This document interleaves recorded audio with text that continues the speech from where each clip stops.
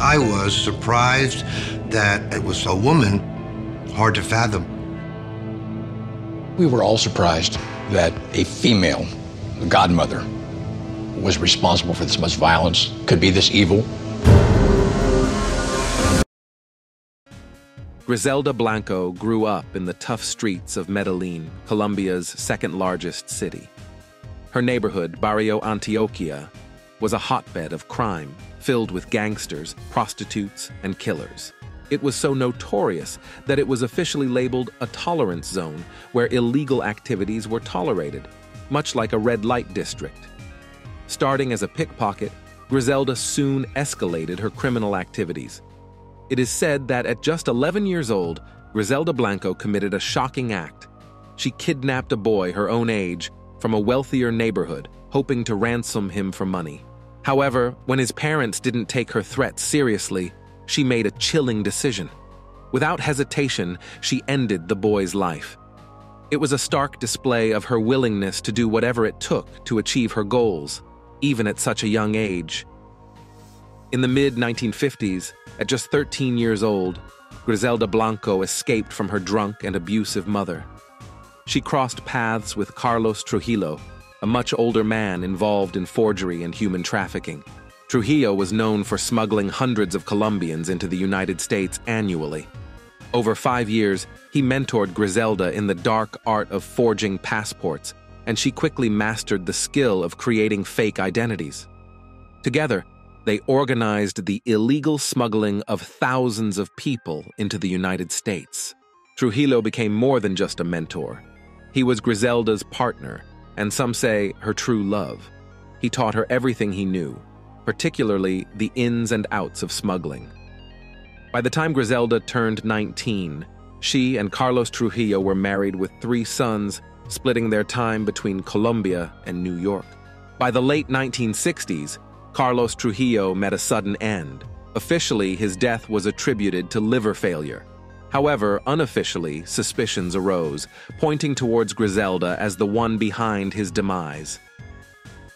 Griselda Blanco wasted no time in finding a replacement husband. Within barely 3 years, she had lined up Alberto Bravo. Unlike Trujillo, Bravo wasn't involved in people smuggling. Instead, he dealt in coke. Despite Bravo's existing gangster connections and real estate ventures, his drug business was relatively small-scale, trafficking only modest amounts of coke. However, Blanco had grander ambitions. In the early 1970s, cocaine was still emerging as a popular party drug in America, but its potential for profit was evident.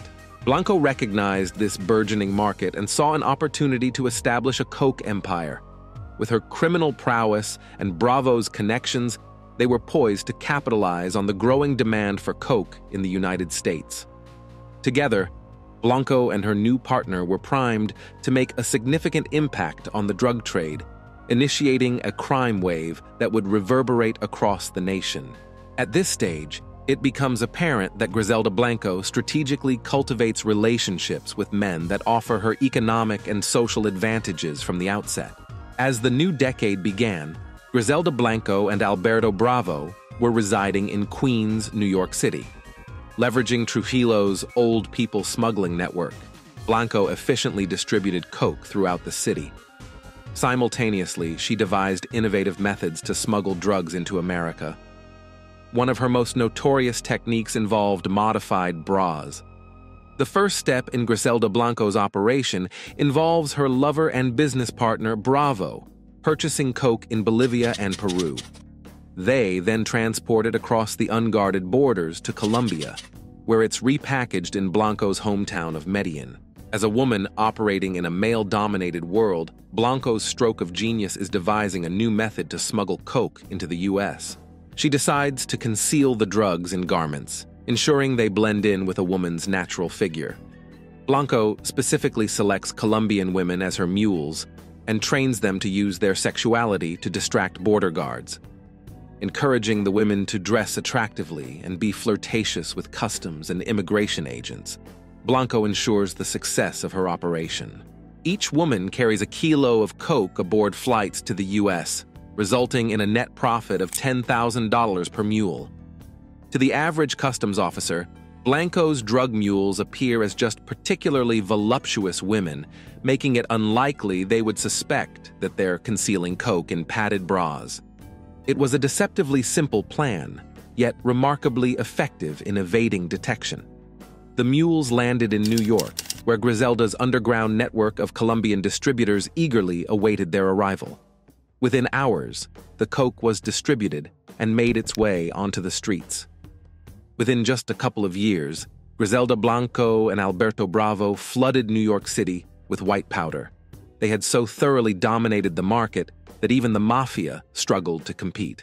While Pablo Escobar was still a low-level criminal, Blanco was raking in over $10 million per week in drug profits. As New York DEA agents investigated the sudden influx of coke, they encountered a wall of terrified silence from those they questioned. The message on the streets was clear. Crossing paths with Griselda Blanco meant risking her formidable retaliation.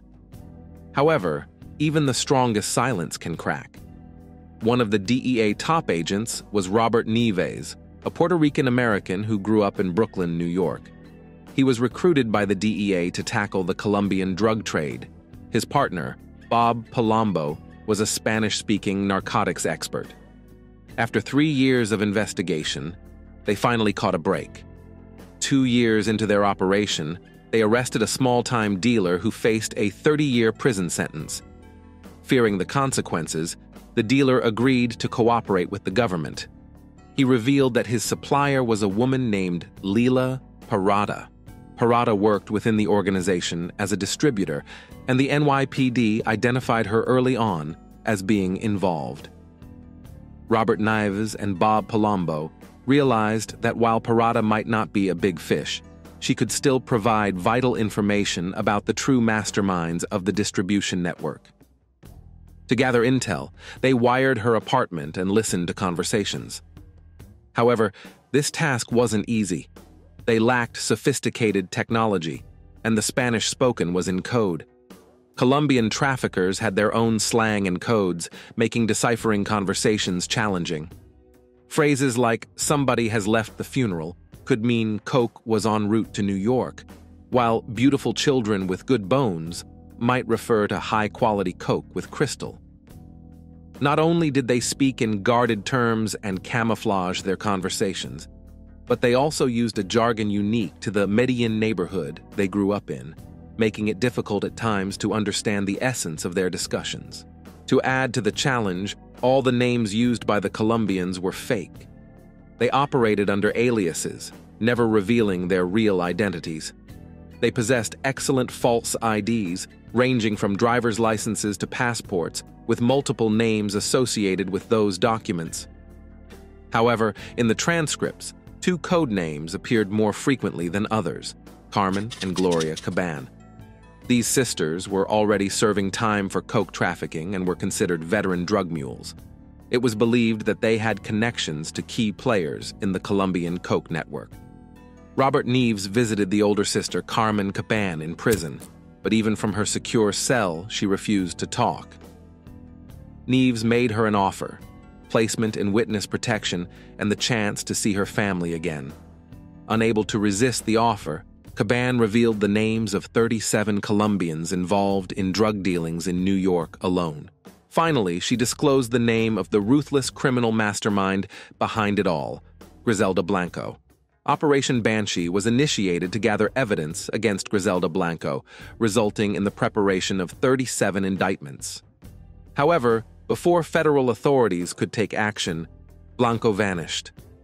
Thanks to her expertise in document forgery acquired from Carlos Trujillo, Blanco could effortlessly assume a new identity at a moment's notice. Upon learning of the imminent threat, Blanco and Bravo swiftly abandoned their lives in New York, boarded planes with new passports, and disappeared back to Colombia. However, returning to Colombia proved to be a fateful decision for Blanco. The Medellin of 1975 had changed significantly from the one she left behind. A new, ruthless gangster was rising to power, Pablo Escobar. Compared to Escobar, Blanco seemed like a novice in the world of crime. Escobar's emergence would soon turn Blanco's life into a nightmare. In 1975, Griselda Blanco faced a string of setbacks, marking a particularly challenging year for the notorious drug Queenpin. As she attempted to reclaim territory taken by Pablo Escobar, Blanco resorted to her ruthless methods, including eliminating her rivals with hired assassins. Blanco adhered to the belief that she needed to be even tougher than the toughest men in the criminal world. It's even rumored that she pioneered the practice of murder by sicario, where a gunman on a motorbike swiftly carries out an assassination before disappearing. Despite Blanco's formidable reputation, she found herself constantly trailing behind Escobar. No matter how tough she became, she struggled to keep up with the relentless rise of Pablo Escobar. Pablo Escobar intensified his efforts against Griselda Blanco by hiring entire teams of hitmen to eliminate her associates. Simultaneously, he seized control of her drug laboratories, tightening the squeeze on Blanco's operations. As Blanco faced mounting pressure in her professional life, her personal life also took a dark turn. Her husband, Alberto Bravo, began spending increasing amounts of time away from Medellin, allegedly in Bogotá. Rumors swirled that Bravo was involved in an affair and contemplating leaving Blanco to pursue his own ventures independently. Things reached a boiling point when Griselda Blanco discovered that their organization was missing millions of dollars. In the parking lot outside a popular club in rainy Bogotá, she confronted her husband, demanding answers. However, instead of explanations, Alberto Bravo pulled out an Uzi and gunfire erupted, shattering the night. When the echoes faded, Blanco remained standing, wounded but alive, while Bravo lay dead.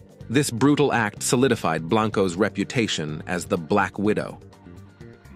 Without a hint of remorse, she returned to Medellin that very night, showing no signs of faltering in her ruthless pursuits. Within a year, Griselda Blanco remarried, this time to Dario Sepulveda, an associate of the notorious drug-smuggling Ochoa brothers. When they welcomed a son in 1978, she named him Michael Corleone Blanco, after the protagonist of the Godfather movies. By the end of the 1970s, Blanco faced a difficult decision. Pablo Escobar, now head of the Medellin cartel, had effectively taken control of her home city. With virtually everyone in the drug business aligning with Escobar, Blanco encountered an opponent tougher and more ruthless than herself. Faced with this reality, she had two options: continue fighting and inevitably lose, or flee. Wisely, Blanco chose the latter. At the end of the decade, she donned her latest disguise, boarded a plane, and returned to the United States. However, she didn't go back to New York. Instead, she set her sights on Miami, a city that was on the brink of becoming a central hub in the global drug trade. By 1980, Colombia was responsible for producing a staggering 3/4 of all the coke worldwide. A significant portion of this, around 70%, was trafficked through South Florida, with more than $20 billion worth of product flowing into Miami annually. Upon her return to the U.S., Griselda Blanco wasted no time in rebuilding her distribution network. However, with Cuban gangs already controlling the streets of Miami, she faced the daunting task of carving out a new niche for herself. This endeavor led to a wave of chaos and violence, with Blanco at the center. From 1980 to 1981, the so-called cartel wars engulfed Miami, resulting in the city having the highest murder rate of any city in the Americas, surpassing even Medellin in its brutality. At one point, the number of corpses in Miami became so overwhelming that the city coroner had to resort to storing them in a refrigerated truck rented from Burger King. However, Griselda Blanco's influence extended beyond the realm of street warfare. With her 3 sons, Dixon, Uber, and Oswaldo, each managing distribution in different cities, Blanco's drug empire flourished. They were able to sell over 1,500 kilograms of coke every month, bringing in massive amounts of money that needed to be laundered extensively. Blanco invested a significant portion of her drug profits into Miami's real estate market, like many other coke drug lords of the time. Her investments contributed to an economic boom in the city. Despite losing control of Medellin by the early 1980s, Griselda was living in a luxurious Florida mansion, establishing herself as one of the wealthiest women in the United States. In 1983, Dario Sepulveda grew frustrated with Griselda Blanco's decision to keep their son, Michael, out of school. He took the boy back to Medellin, and while Sepulveda was driving around the city with Michael, they were flagged down by police. Without warning, the officers opened fire, fatally shooting Sepulveda and covering the car's interior with his blood. They then calmly retrieved the crying Michael and returned him to Miami to be with his mother. However, even orchestrating Sepulveda's murder in front of their son wasn't the most chilling action taken by Griselda. Infamously, she ordered a hit at the Dadeland Mall, resulting in bullets being unleashed into crowds, killing 2 people and injuring 2 others. A young detective with the Miami police is called to the scene of a shooting at the home of a Colombian family, the Lorenzos. However, this is no ordinary homicide. The Lorenzos are known coke dealers, and their killers sought revenge. The scene is grisly. The victims are tied up with belts and telephone cords, showing signs of torture. They have been shot multiple times in the torso and head, indicating a violent overkill. The evidence points to a connection with coke, leaving the DEA with no doubt that the Black Widow is back and more lethal than ever. This brutal method of resolving problems with a hit aligns with Blanco's notorious modus operandi. But perhaps the most heart-wrenching tale is that of Johnny Castro, a mere 2-year-old boy. Johnny was unlucky enough to be in the car with his father when one of Blanco's hitmen on a motorbike opened fire. Although the bullets missed the father, 2 tragically struck Johnny in the skull, claiming his innocent life. Shockingly, when Blanco learned of the toddler's death, she expressed satisfaction, viewing it as a means to exact revenge on Johnny's father. As Miami entered the mid-1980s, Griselda Blanco, the coke godmother, was at the peak of her power. She had become the first female cartel boss to amass over $1 billion, firmly establishing her dominance in the coke market. Feared by all, Blanco had successfully cornered the market and solidified her place as a formidable force in the criminal underworld. Here's the reality of ordering the murders of countless drug traffickers. They leave behind friends and family who are often armed and ready to seek revenge.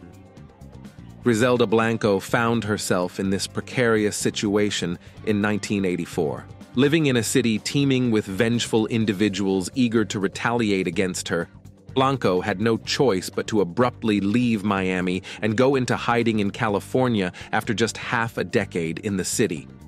For the DEA, tracking down Griselda Blanco had become an obsession ever since she fled back to Colombia in 1975. As it became evident that Blanco had returned to the U.S., agents intensified their efforts, utilizing informants, wiretaps, and raids on coke distribution centers. Finally, Blanco resurfaced in California, and the DEA seized an opportunity. In April 1983, Bob Palombo gets the opportunity he's been waiting for. While serving time for narcotics trafficking, the DEA discovers a Colombian named Jerry Gomez, who might provide access to Griselda Blanco's inner family circle. Gomez, a businessman who knows Blanco's 3 sons from her first husband, Carlos Trujillo, had sold motorcycles to Blanco's sons in Medellin, Colombia. The plan is to release Gomez from his 10-year sentence and send him undercover. Gomez is to approach one of Blanco's sons, offering to launder money for them across their national network. The goal is to eventually locate Blanco and her other 2 sons. It's a risky gamble, as they won't know if they can trust Gomez until it's too late. Gomez sets up a meeting in California with Griselda Blanco's youngest son, 37-year-old Dixon. Initially, Jerry manages to interest Dixon in the proposition, and Dixon seems ready to take the bait. Wearing a wire, Gomez keeps his composure, and Dixon doesn't appear to suspect he's being set up. Dixon even reveals that his mother frequently moves between Miami and LA, but he doesn't provide further details. At the end of the meeting, the team is uncertain if they've done enough to lure Dixon into revealing his mother's whereabouts. 3 weeks later, Gomez receives a call, but it's not from Dixon Blanco. It's from the Black Widow herself. Griselda Blanco has taken the bait, marking a significant breakthrough in the investigation. In 1984, Gomez met Blanco at an LA hotel under the guise of assisting her with money laundering. Although Blanco remained guarded in her conversations, she let slip enough details about her criminal activities for the DEA to begin preparing an arrest warrant. Jerry Gomez, though terrified, managed to extract a crucial piece of information: the address of a Los Angeles distributor. Palumbo wasted no time obtaining a warrant to search the property. While reviewing the evidence gathered, they stumbled upon a utility bill for an apartment in Irvine. Palumbo's instincts screamed that this Irvine apartment was precisely the kind of residence Blanco would choose to lay low. It was upscale, yet not extravagant. He knew he had to act swiftly before she vanished once again. During a raid prompted by the utility bill found, Griselda Blanco was tracked down to this anonymous apartment in California on February 17, 1985. That evening, her luck finally ran out as DEA agents burst in to find Blanco shocked and surprised, sitting in bed. In the aftermath of her arrest, Blanco's 3 eldest sons were also apprehended, and their distribution network was dismantled, effectively ending their coke empire. On June 25, 1985, Blanco found herself in the dock facing charges. 2 weeks later, the jury found her guilty of 1 count of conspiracy to manufacture, import drugs into the United States and distribute coke. The judge sentenced her to 15 years in prison. This marked the end of Blanco's reign as the coke queenpin. Initially, she fought using legal methods, but after her final appeal was dismissed in 1988, she resorted to illegal means. Around this time, there were claims that Griselda Blanco devised a scheme to kidnap John F. Kennedy Jr. and demand her release from prison in exchange for his freedom. However, none of her plans came to fruition. Blanco never managed to orchestrate a prison breakout, nor did she carry out any kidnappings of political figures' sons. Despite these failed attempts, Blanco's story was far from over. Even though Griselda Blanco was behind bars, the rage that led her to flee Miami persisted. Many sought revenge against her, but since they couldn't reach her directly, they targeted those closest to her. The first casualty was Osvaldo, Blanco's son, who was shot with a submachine gun at his welcome home party in Medellin in 1992, shortly after his release from prison. Blanco, unable to attend the funeral, sent a threatening note read through a priest at the funeral, promising retribution for her son's murder. True to her word, her other son, Dixon, tracked down the shooter, torturing him to death. However, Dixon soon met a similar fate, followed by Blanco's third son. In 1994, Blanco was extradited to Miami to stand trial for the murders of the Lorenzo family and 2-year-old Johnny Castro. Prosecutors relied on the testimony of Blanco's former hitman, Jorge Ayala, but the case collapsed when it was revealed that Ayala had been engaging in inappropriate relations with 2 secretaries from the prosecutor's office. Desperate to salvage something from the humiliating debacle, prosecutors struck a plea deal with Griselda. In exchange for pleading guilty to secondary murder, she received a sentence of just 20 years, including time served. This meant she would walk free in 2004. Blanco accepted the deal, and in the early 21st century, the woman who had once been the godmother of coke left prison behind and returned to Colombia. However, her old underworld had changed drastically. Pablo Escobar, her former rival, had been dead for over a decade. The Ochoa brothers were either imprisoned or out of the drug game. Many of her enemies were gone, and no one awaited her with a gun as she stepped off the plane. Colombia's era of narco-terror was over, although the country still grappled with civil unrest. Overall, it was safer than it had been in decades. Griselda Blanco settled into a quiet retirement in Medellin, taking up residence in an apartment complex for the moderately wealthy. Over time, she gained weight, reportedly found religion, and embraced a life away from her notorious past as the godmother of coke. Content to live in obscurity, she believed she had been forgotten by both friend and foe alike. However, on Monday, September 3, 2012, her sense of security was shattered when a motorbike pulled up outside a butcher shop in Medellin. A middle-aged man calmly entered the shop where Blanco was buying meat. Without warning, he pulled out a gun and shot her twice in the head before swiftly fleeing the scene on his bike, disappearing into the morning traffic. It became apparent that there was still some enemies who had not forgotten the debt they owed Griselda Blanco, a bullet for her past crimes. Blanco was 69 years old at the time of her death. On January 25, 2024, Netflix debuted a 6-episode miniseries titled Griselda, based on the life of Griselda Blanco. Blanco wasn't your average drug lord. She was a shrewd businesswoman who established one of the most lucrative drug cartels in history, all while balancing the challenges of raising a family. Thank you for watching. If you enjoyed this video, please take a moment to like and subscribe for more captivating content. If you found this video interesting, you'll definitely enjoy the one showing on your screen now. Click on it, and I'll see you in the next one.